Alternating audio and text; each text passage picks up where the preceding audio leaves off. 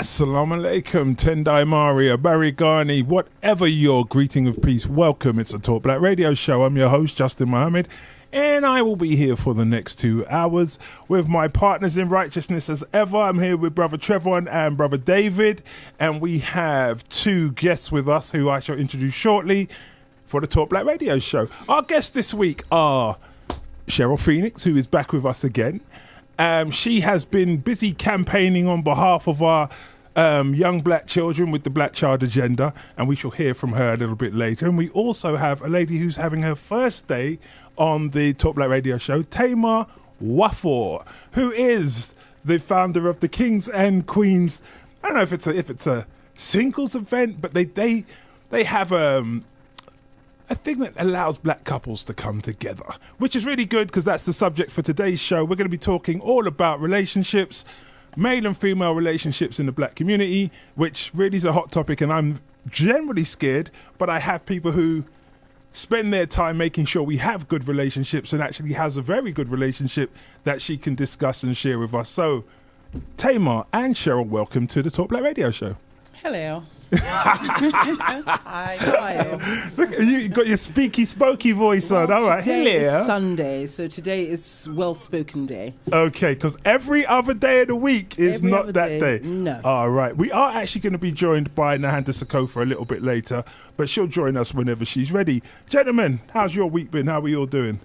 Yeah, not too bad. I actually came back from a late-night dentist appointment, so I'm a little bit... Oh, right. Do you know what? When you said late night, I got tight. Late night, dentist appointment. All right, okay, yeah, cool. Late night dentist, but yeah, not too bad. Right, we never tell you to stop eat sweets. Anyway, so. How was your face now? Not quite 100%. Yesterday it kind of swelled up quite bad. But today a little bit better. So 60-70% of the way. Okay, David, a less eventful week, I trust. Yes, right now it's dealing with the cold.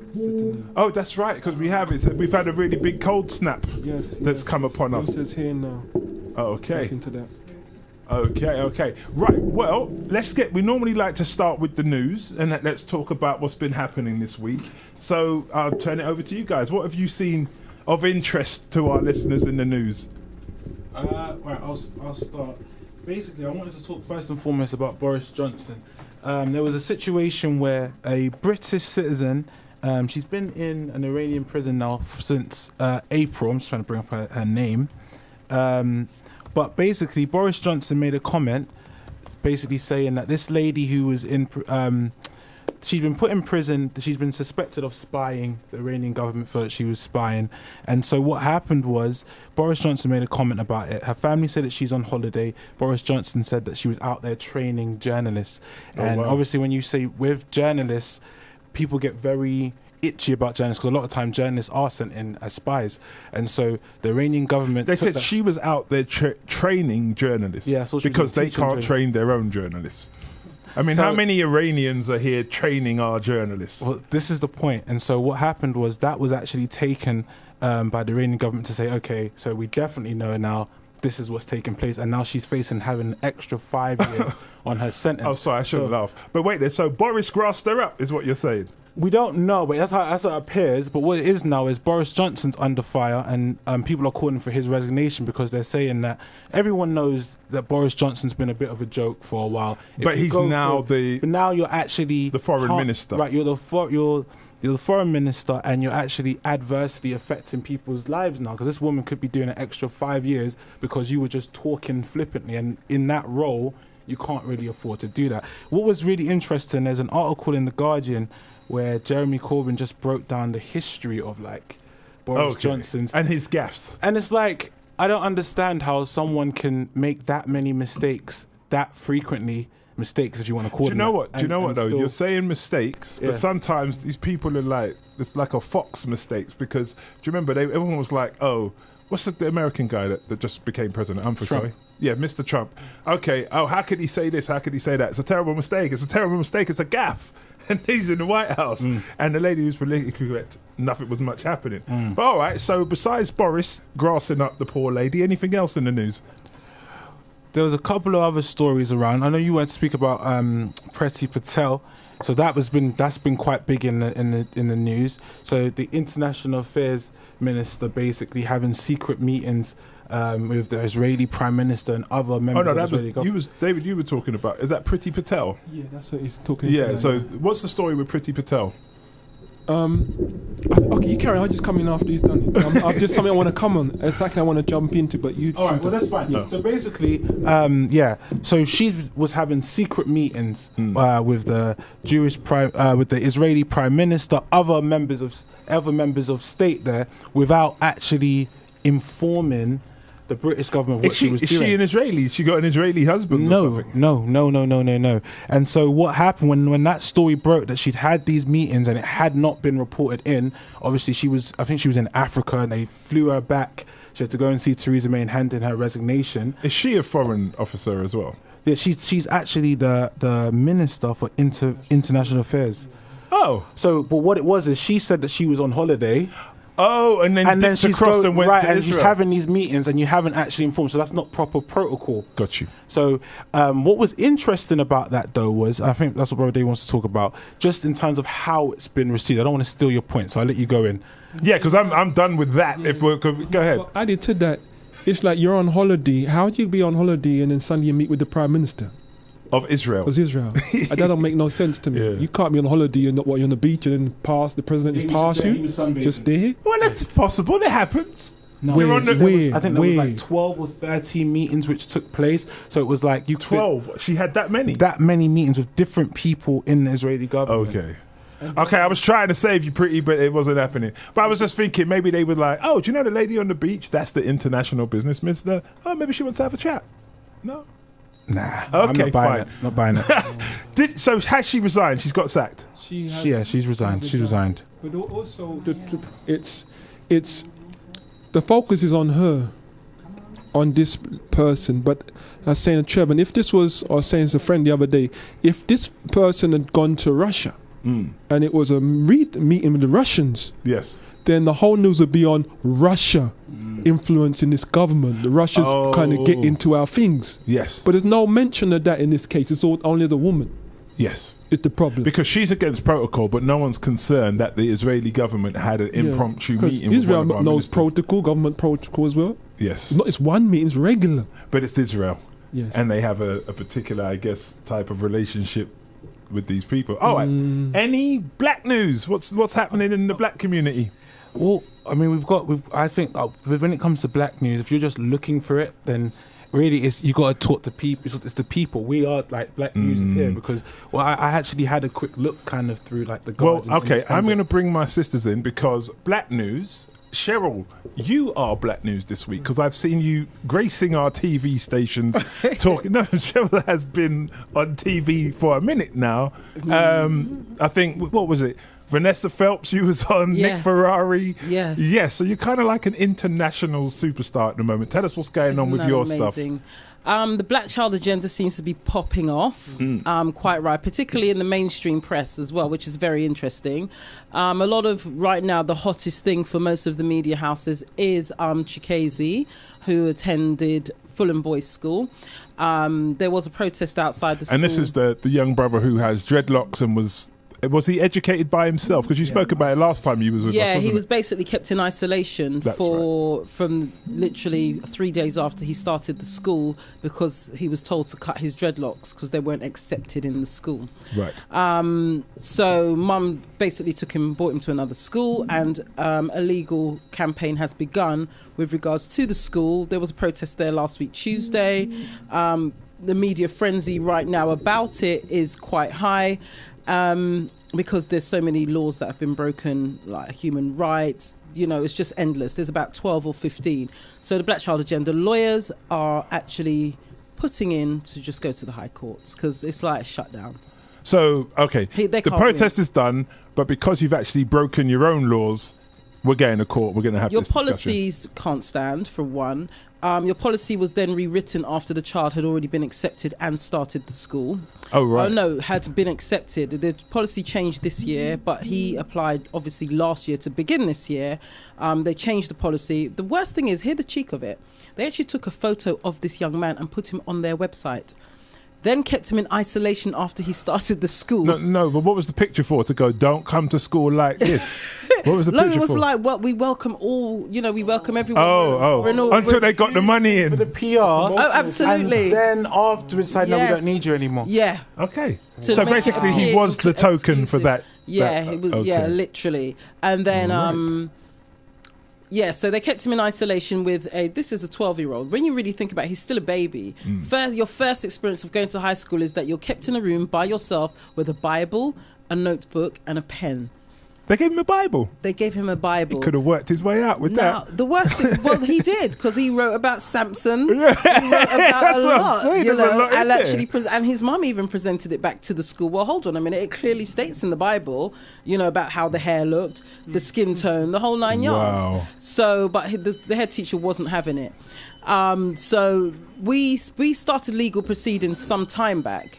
So that obviously takes a while. This will be at least 4 to 6 months before we're going to hear the end of this case. It will be a long drawn out process. So the bits we can do has happened because the boy and his mum was on national TV. Absolutely. I saw some of the TV anchors being quite, how terrible They're this is. they're And very supportive, actually. Right. I'm yet to find, except for Nick Ferrari, who tried, but when you're coming across the Phoenix, you can't test. Okay, so Nick Ferrari got shut down. He got shut down. Okay, cool. Shut down 2017/18. So he tried. He did try. I'll give him his dues, but no. And I actually recorded it because I was so proud of myself. Hey, well, share that yes. with us and we'll put it on the Facebook for everyone to listen. Because Nick Ferrari is known for his badgering tactics. He is in well terms known. of and he works very hard. He has quite a right wing approach to his thought process and how he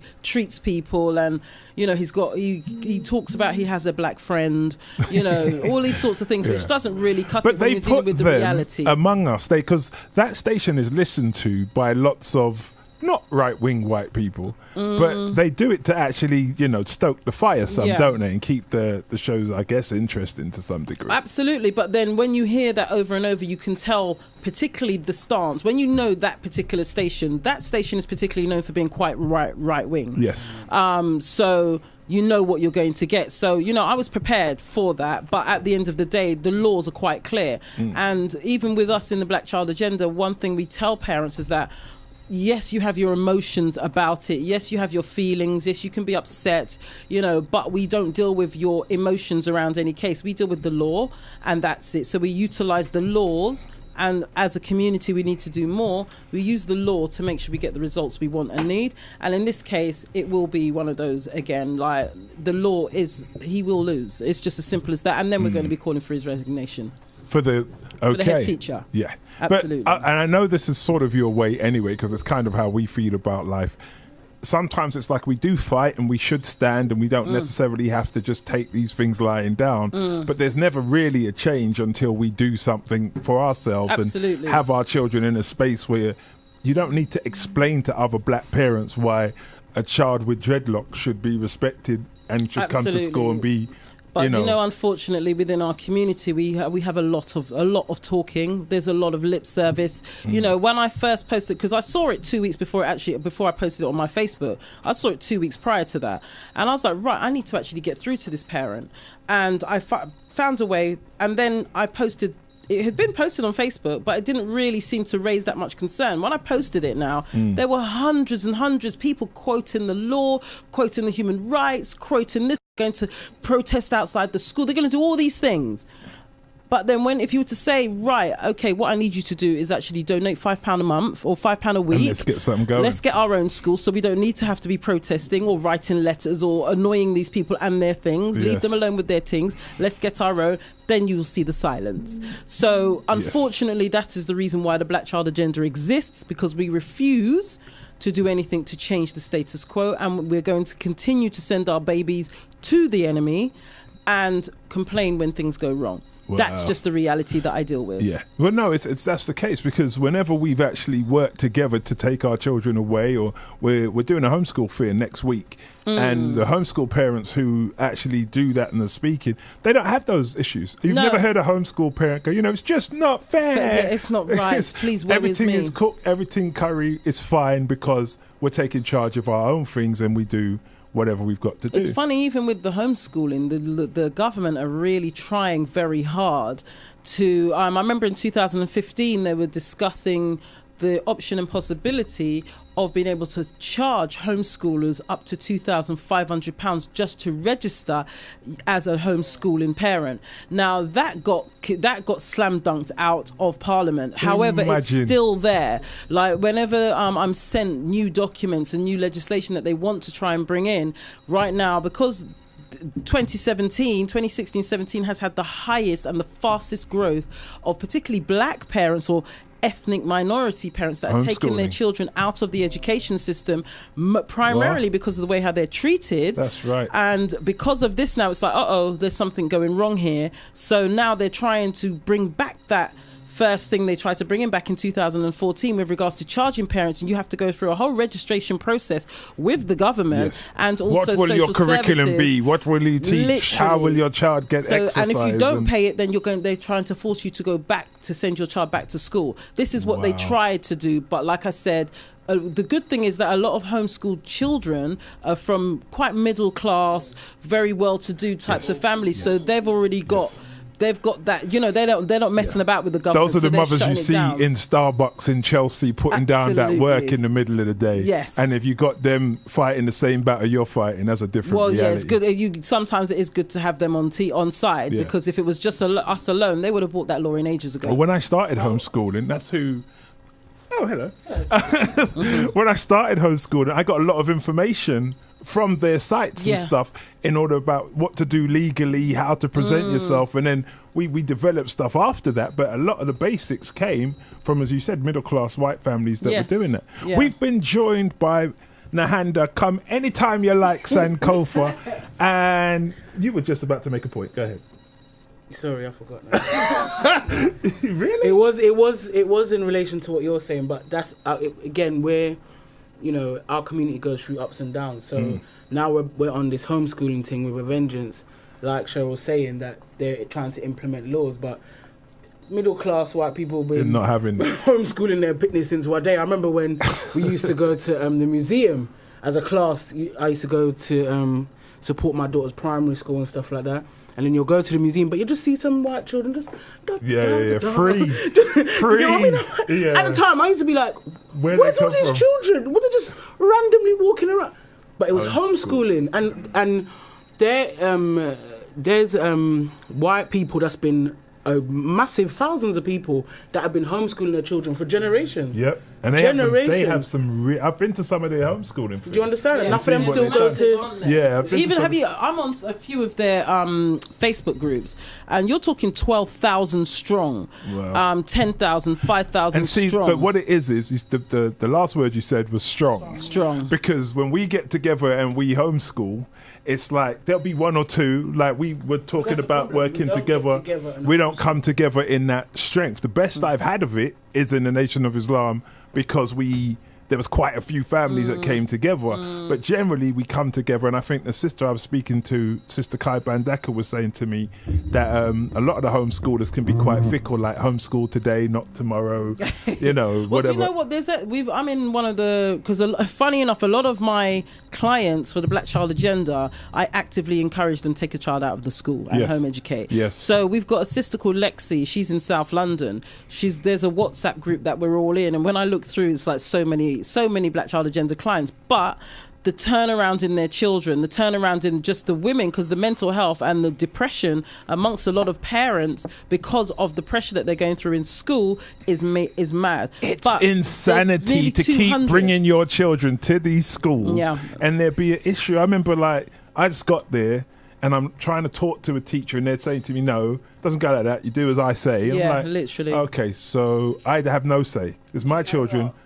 That's just ringing home so much, and a lot of this conversation is ringing home. Like, for me, I just took my child into school. He started reception, young black boy, lot of energy. I remember being like that as a child, but I was in Jamaica. I too had energy. Exactly. When I was young. It was fine for us to go out in the yard and play, and do you know what I mean? Yes, but with bringing my son to school already, I'm noticing so much, and I didn't really wanted him to start school. I wanted him to be homeschooled, but I thought, I don't know enough about homeschool. Stop it. I actually thought exactly that's what I'm looking into myself now, and I'm actually feeling so empowered in getting to the point where actually I can do this. There is no one better. There's no one better, but I think for us in the community, we're not brought up in that environment of that empowerment you can do for yourself, and we're brought up with a process to say this is how things go, and if you don't like it, you may lodge a complaint or you may just sit down and moan about it, but you got to take it. And the truth is, you really don't. The truth is, you really don't. And if you're not sure, give it a try. Contact the Black Child Agenda. Just have a go. Step out. Jump. Do like the film says. Get out. And you'll be fine. Because we've got a fantastic... The good thing that we do, because a lot of people think the Black Child Agenda exclusions, but the Black Child Agenda deals with exclusions, family, crime, housing, immigration. We do referral points with regards to... We have mental health, counselling, psychology... And homeschooling. And homeschooling. So our referral basically anything to do with your home. Literally, that's how it's become like... It's not just exclusions, because then you've got mum who's depressed, or you've got the child that's joining gangs, or you've got, and then you have to find someone that can help support mum, help someone to support the child. Homeschooling, we've got like I said, Lexi, and you've also got Leah that will give advice, and the groups there, they don't stop talking. Oh my God, there's so much powerful information that coming through there. And they meet up all the time and they do stuff. So you wouldn't be isolated. You're at Leah Salmon's event next week, Sunday, right? I am, yes. Okay, as will we be. But Leah Salmon is having her homeschool fair in Church Road at the Unity Centre in Harlesden, Northwest 10. If you look up Leah Salmon on Facebook, it will come up. But it's the homeschooling... Teach Your Own will come up as well. Oh, Teach Our Own, that's what it's called. The homeschooling fair, Teach Our Own. And we'll be presenting there. It's next week, Sunday, from 12 till 6 o'clock, the Unity Centre in Church Road in Northwest London. Yeah. I did want to just say, though, go on, say, sorry. I was just going to say there needs to be a lot more of these. Do you know, when she has them, honest to God, whenever she's done it a few years on the trot, but when she does it, well, she's done it. That's what they've done. The first year was North. She did. Last year was South, and now she's in North Wheezy. But whenever they've done it, it's standing room only. It's not.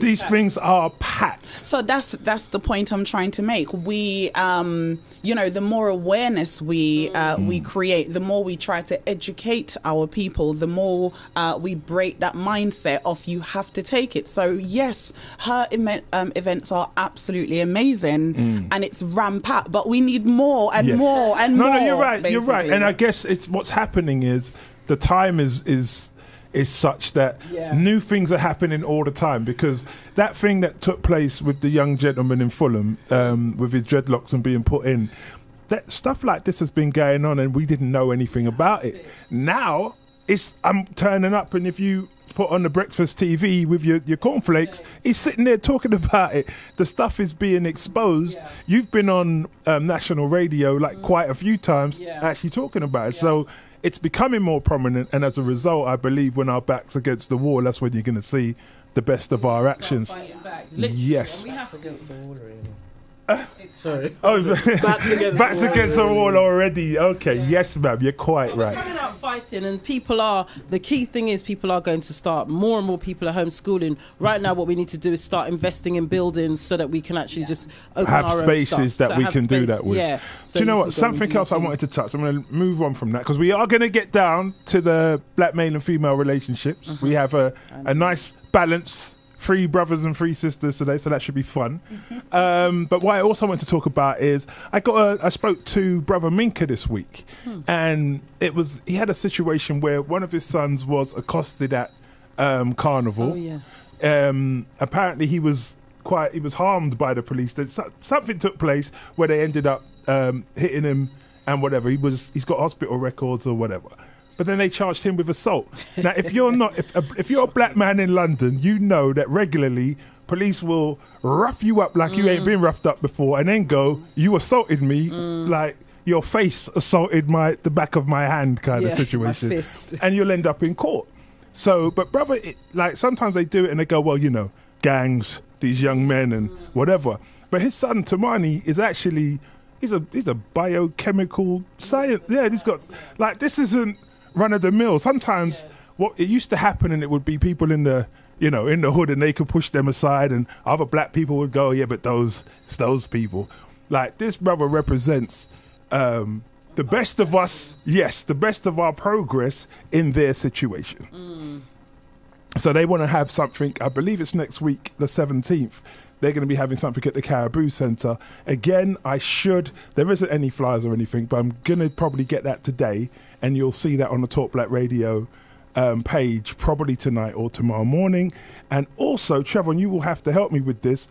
He's also, Brother Minka is I think he might even be joining us in a week or two, but he is prolific in terms of working for our community. So he's also working on the 14 Dead Nothing Said campaign, and they've got something on, what day is it, son? I wrote it on that note. Oh, I've got it. Sorry, it's the 28th of January, again at the Caribou Centre. And 14 Dead Nothing Said is regards to the new crossfire. Yeah. Okay, give me some of the history on that, please. Right, so basically, the new crossfire took place, just making sure I got all the proper details. The new crossfire was a fire that took place in South London. It took place 18th of January 1981. And basically 13 young people were killed when the fire was started.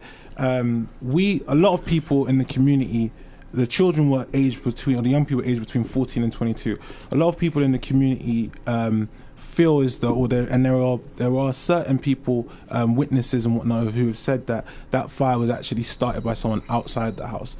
What happened was, at the time, they tried to blame the people inside. Blame the people inside and say, it was started when they did their forensic. It was started inside, and what happened was, after the fire took place, a lot of the community came out to protest against. But there was I saw it from like the 70s, there's a huge protest picture of them crossing over one of the bridges. Right, exactly. Right. It was a peaceful protest, but it was to say that we feel that something has gone wrong here, that there's more to it than what's been said. And what happened was, the press coverage that they received, basically it was null and void. Null and void. It was, they called it, the Sun ran a story the day they ran the headline, the day the blacks ran riot in London, and they received the worst press coverage. The one survivor from that fire, a young brother, actually took his own life because he was so scarred from what he'd seen. So to this day, no one has been brought to justice for that. And as far as many people in the community really are concerned, and people, if you just look at the situation, it's never actually been fully resolved. So I'm sure this event is really about bringing awareness to it and actually trying to see what we can actually get done. Okay, and that takes place again at the Caribou Centre. So Caribou Centre, we're going to be busy down there on the 17th in terms of the injustice to Brother Tamani, and the 28th. Oh, hold on. Is it the 28th of January? I thought it was the 28th of November. It's 28th of January. It's January, not the 20th. It actually happened on the 18th of January. Oh, I've got you. I'm sorry. So it's the 28th of January 2018. So there's plenty advance notice. But in terms of getting involved with that beforehand, you can call Brother Minka on 07985 492 546. And hopefully Brother Minka will be joining us himself before that time, and we shall discuss it some more. Amiga Radio, 104.1 FM. News and views around your community.